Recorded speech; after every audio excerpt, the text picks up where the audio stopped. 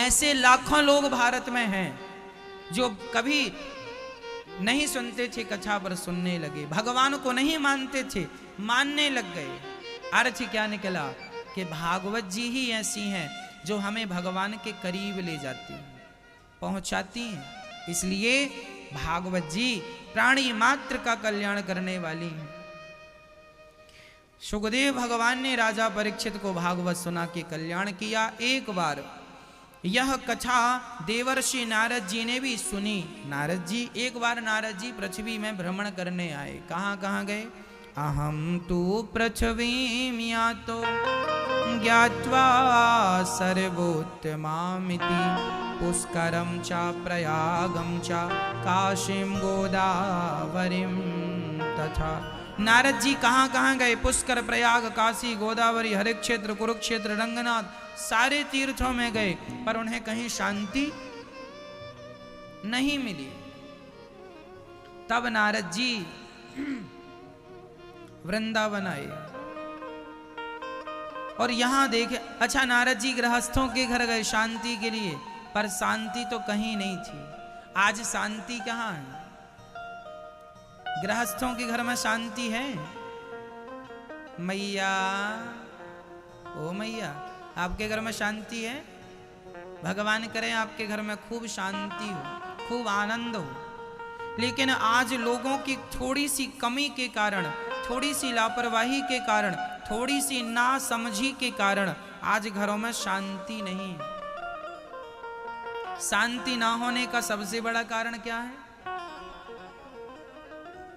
तरुणी प्रभुता गेहे श्याल को बुद्धिदायक। आज घर में नई नई बहुओं की चलती है। आज के लोग बड़े बुजुर्गों का सम्मान नहीं करते। आज शांति ना होने का सबसे बड़ा रीजन क्या है? कारण क्या है? आजकल का युवा, आजकल के बच्चे अपने माता पिता, बहू, अपने सास ससुर का सम्मान नहीं करते। जो करते हैं हम उन्हें प्रणाम कर रहे हैं, पर जो नहीं करते उनके बारे में हम कह रहे हैं। ऐसा नहीं है कि सब ही नहीं कर रहे हैं, बहुत लोग करते हैं, पर कुछ लोग ऐसे हैं जो नहीं करते। यदि सारे लोग अपने बुजुर्ग माता पिता, एक मैया मेरे पास आई और उस माँ की बहू भी साथ में थी, तो उन्होंने, सासू माँ ने हमसे बताया, महाराज जी मेरी बहू इतनी अच्छी है कि मेरे जीवन के 31 साल हो गए भक्तों, एक पहली सास ऐसी मिली जिसके आंसू आ गए ये कहते कहते कि महाराज जी मैं क्या बताऊं, मेरी बहू इतना ख्याल रखती है कि यदि मैंने एक गिलास पानी उठाकर पी लिया तो मेरी बहू कहती है, माँ जी क्या मेरे हाथ पांव नहीं है, आप बोल नहीं सकती, आप बोल देती तो आपको उठने की क्या जरूरत थी, मैं आपको लाकर देती। वो बहू की तारीफ करती करती सास की आंखों में आंसू आ गए। ऐसे लोग भी हैं और ऐसे लोग भी हैं कि अपनी सास को एक रोटी भी देने को बहू तैयार नहीं। जिस घर में मैया बड़ों का सम्मान होता है, जिस घर में बड़ों का आदर होता है, उस घर में लक्ष्मी का वास होता है। और कहते हैं भगवान की कृपा उन पर होती है जिन पर सास ससुर और माता पिता की कृपा होती है।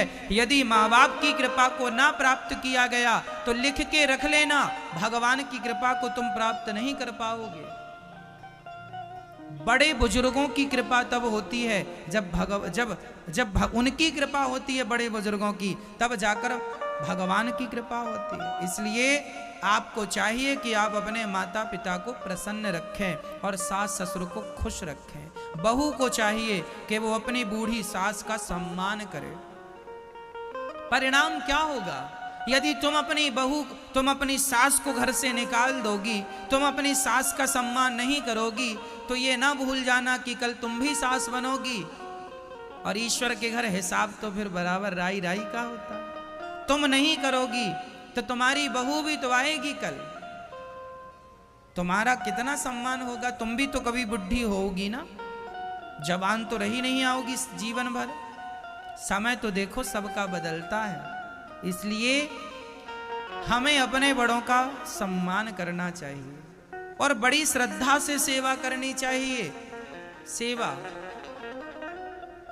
पर बच्चे बहुत लापरवाह हो गए, अपने माँ बाप को दुत्कार देते हैं।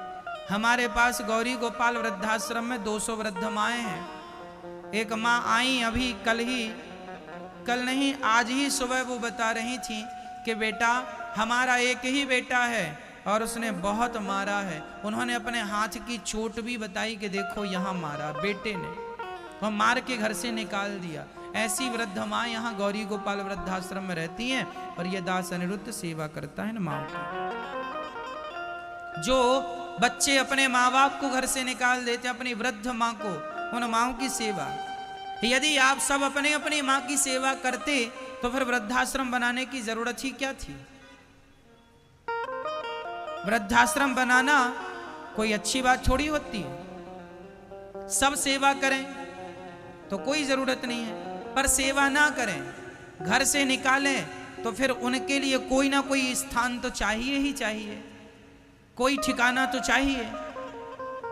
यहाँ 200 माताएं रहती हैं और 200 बच्चे ऐसे हैं भक्तों जो अपनी 200 माँओं को ले जा चुके हैं। कथाओं से उनका हृदय बदल चुका है। 200 माँ चली गई हैं, 200 हैं।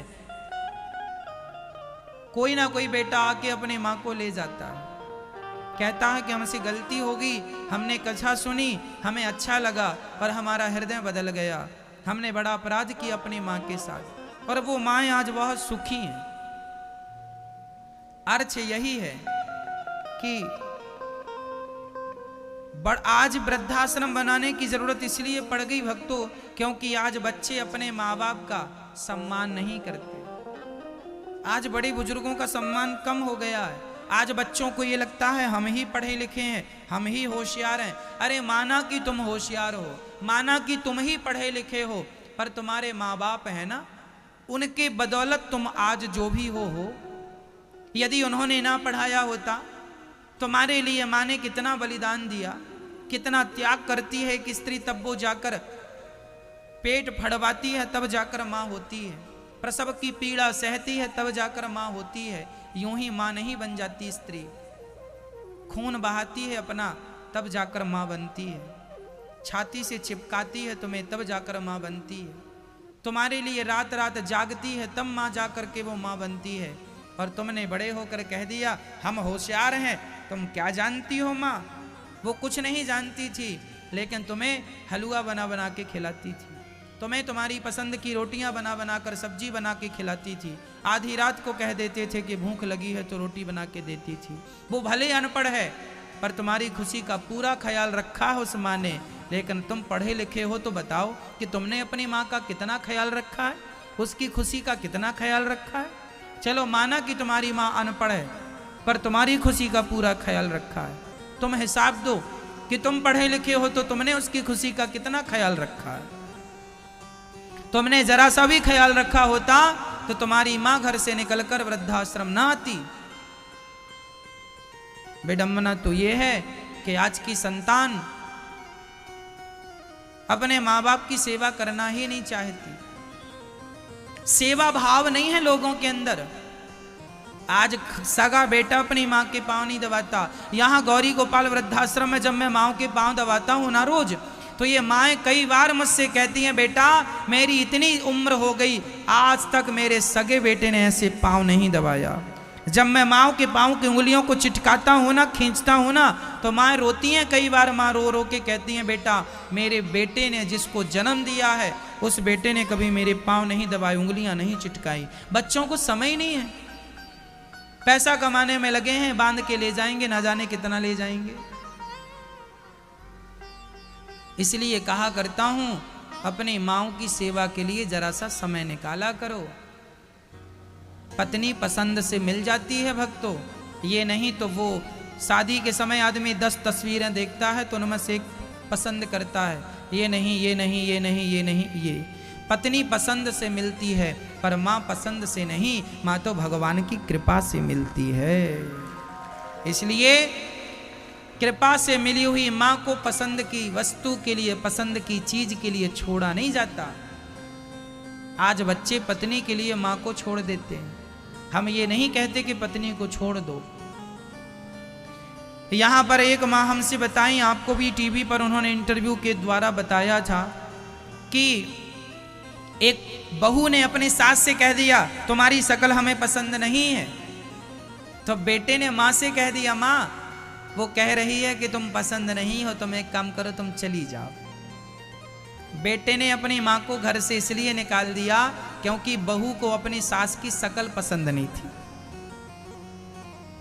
जरा सांवली थी, जरा काली थी, वो बहू जरा गोरी थी, सुंदर थी, पढ़ी लिखी थी। हाँ, वो पढ़ी लिखी थी और माँ बिल्कुल काली।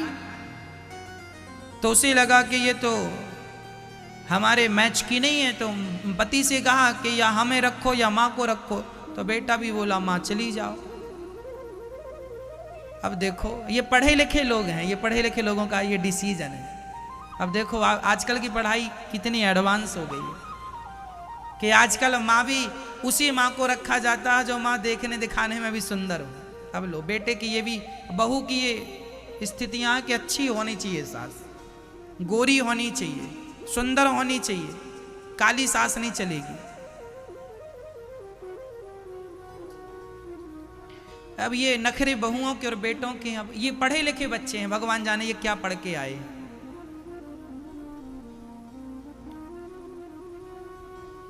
इनसे तो वो गली का कुत्ता अच्छा है जो कम से कम एक रोटी खाता है तो रात भर चौकीदारी करके रोटी का हिसाब चुकाता है। ये तो वो कुत्ते हैं जो दूध भी पी लिए माँ को और माँ से कहते हैं घर से निकल जाओ। ये तो उससे भी गए गुजरे हैं। कहो जी, ये तो कुत्तों से भी गए गुजरे हो गए कि जिस माँ का दूध पी लिया, जिस माँ के पेट में रह लिया, जिस माँ के बलिदान से पढ़ लिख लिया, अब वही माँ को कह दिया कि निकल जा मेरे घर से। ऐसा व्यवहार तो कुत्ते भी नहीं करते। एक रोटी आप डालो कुत्ते को, तुम्हारे घर में रात भर खड़ा होकर चौकीदारी करता है। कुत्ते भी एक रोटी का हिसाब देते हैं, पर आजकल बेटा तो अपनी माँ की दूध का हिसाब देने को तैयार नहीं है। मैं प्रार्थना आपसे करूंगा, जमाने के बच्चे कैसे हैं मैं नहीं जानता, मैं आपसे हाथ जोड़ के कहूंगा जो कथा सुनते हैं, आपकी जिम्मेदारी है कि आप अपनी माँ की आंखों में आंसू नहीं आने देंगे। बस आप अपनी माँ की सेवा करेंगे। और मैं आप सभी बहुओं से हाथ जोड़ के कहूँगा कि आप अपनी सासू माँ की सेवा करिएगा, उनकी सेवा आप करिएगा, उनको आप खुश रखिएगा। मैं कहूँगा कि बिहारी जी आपको खुश रखेंगे। आप उनको खुश रखिए, बिहारी जी आपको खुश रखेंगे। आप उनकी सेवा करिए, बिहारी जी आपकी कहीं से कहीं तक कमी होने नहीं देंगे, ये मेरा विश्वास। माँओं का आशीर्वाद कहते हैं ना भक्तों, कहते हैं भगवान की बात कट सकती है पर माँ का आशीर्वाद भगवान भी पूरा करेंगे। माँ की दुआ कभी खाली नहीं जाती, ये बात भगवान से भी टाली नहीं जाती। बर्तन मांझ कर 4 बच्चों का पेट भर देती है माँ, पर उन 4 बच्चों से एक बूढ़ी माँ पाली नहीं जाती। ये है कलयुग। 4 बच्चों के, यहाँ गौरी गोपाल वृद्धाश्रम में ऐसी माएँ रहती हैं जिनके 4 बच्चे हैं, जिनके 5 बच्चे हैं, जिनके 6 बच्चे हैं। ऐसी भी माएँ हैं 6 बच्चों के बाद भी 2 रोटी देने को कोई तैयार नहीं है। क्या करोगे? 6 बच्चों के, और आजकल तो आप एक पैदा कर रहे हैं, 6 तो रोटी दे ना पाए, पता नहीं एक कितना देगा राम जाने। इसलिए बच्चों के भरोसे नहीं, भगवान के भरोसे रहना सीखो। भगवान ही सबके पालनहार हैं, वही सब करते हैं। इसलिए बेटा बेटी बड़ा कर दो, अपना बड़ा करके उनके काम धाम में लगा दो और मन हटा लो बेटा बेटी से, मन भगवान में लगाओ। वही संगी साथी है। ये बेटा बेटी स्वार्थी हैं, इन्हें पैसा देते रहो तो सेवा करते हैं। माँ बाप के पैसा नहीं होता ना तो देखते भी नहीं है। जमाना स्वार्थी है, स्वार्थ लाग करें सब प्रीति, सुर नर मुनि जन की यह रीति। आजकल का तो बेटा भी स्वार्थी हो गया है, उसी माँ की सेवा करता है जिसके पास माँ के पास कुछ होता है, उसी बाप की सेवा करता है जिसके पास कुछ नहीं होए तो जाओ चूल्हे में। फिर इसलिए भगवान से नाता जोड़ लो, वही तुम्हारे संगी साथी हैं। मैं बार बार आपको समझा रहा हूं, फिर भी ना समझो तो फिर दोष ना देना। कहीं शांति नहीं मिली नारद जी को। तब नारद जी वृंदावन आए और वृंदावन आकर देखा एक स्त्री उदास थी, एक बुढ़ा इस तरफ, एक बुढ़ा इस तरफ। कौन हो देवी? उन्होंने परिचय दिया, अहम भक्ति रीति ख्याता एमऊ में तनयऊ मतऊ ज्ञान वैराग्य नामानऊ काल योगे नजर जरऊ। महाराज मेरा नाम भक्ति है, ये मेरा बेटा ज्ञान, ये मेरा बेटा वैराग्य, ज्ञान वैराग्य है। जब से कलयुग आया है कोई पूछता नहीं ज्ञान वैराग्य को, बुढ़े हो गए हैं। नारद जी ने गीता सुनाई, वेद वेदांत सुनाया, सब सुनाया, पर ज्ञान वैराग्य की मूर्छा नहीं दूर हुई। तब कहीं जाकर के सत्कर्म करने की आज्ञा भगवान ने दी। नारद जी सत्कर्म की खोज में निकले। सनकादियों ने बताया कि भागवत श्रवण कर लेना ही इस धरती का सबसे बड़ा सत्कर्म है, इसलिए भागवत सुन लो। आप लोग अच्छे हैं कि कम से कम समय निकाल के भागवत जी में बैठते हैं।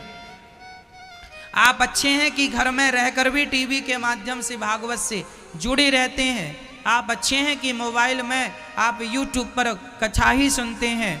तो आप अपने मोबाइल पर यूट्यूब पर अनिरुद्धाचार्य जी डालिए और अपने मोबाइल पर भी ये कथा आप सुन सकते हैं। अनिरुद्धाचार्य जी डालेंगे तो यूट्यूब पर ऐसे चैनल खुल के आएगा, आप सब्सक्राइब कर लीजिए और शेयर कीजिएगा।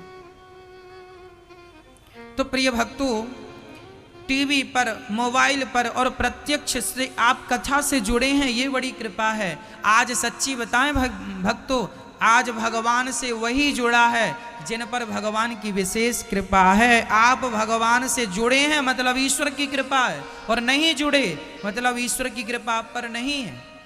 भगवान उन्हीं को कहते हैं, बिहारी जी की महफिल को बिहारी जी सजाते हैं, और कथा सुनने वही आते हैं जिन्हें बिहारी जी बुलाते हैं।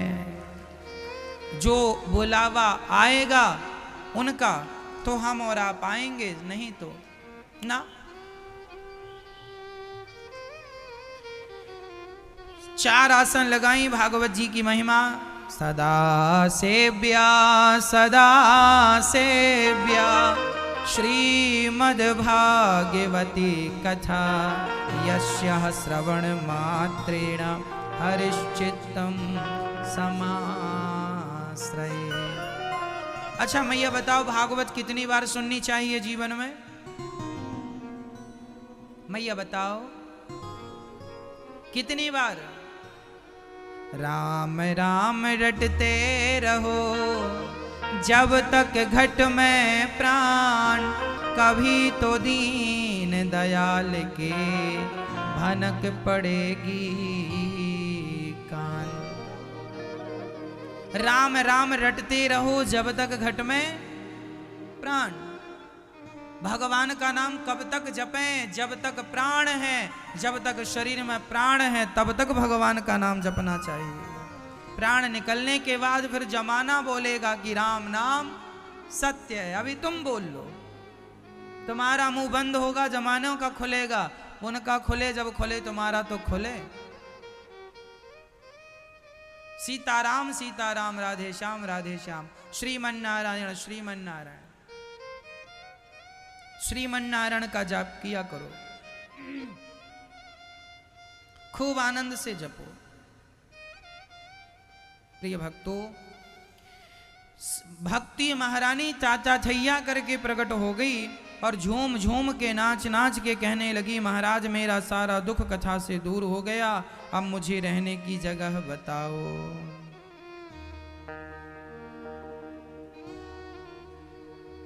है ना?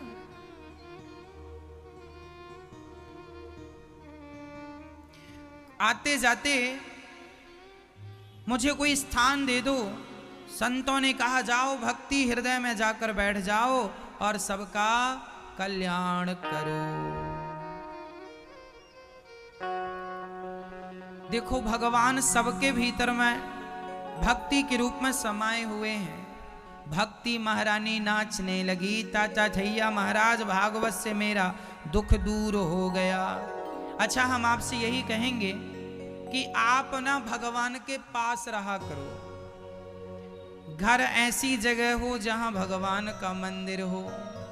चलो मंदिर नहीं है तो अपने घर पे ही ऐसी जगह ठाकुर जी को बिठाओ कि आते जाते भगवान का बार बार दर्शन हो।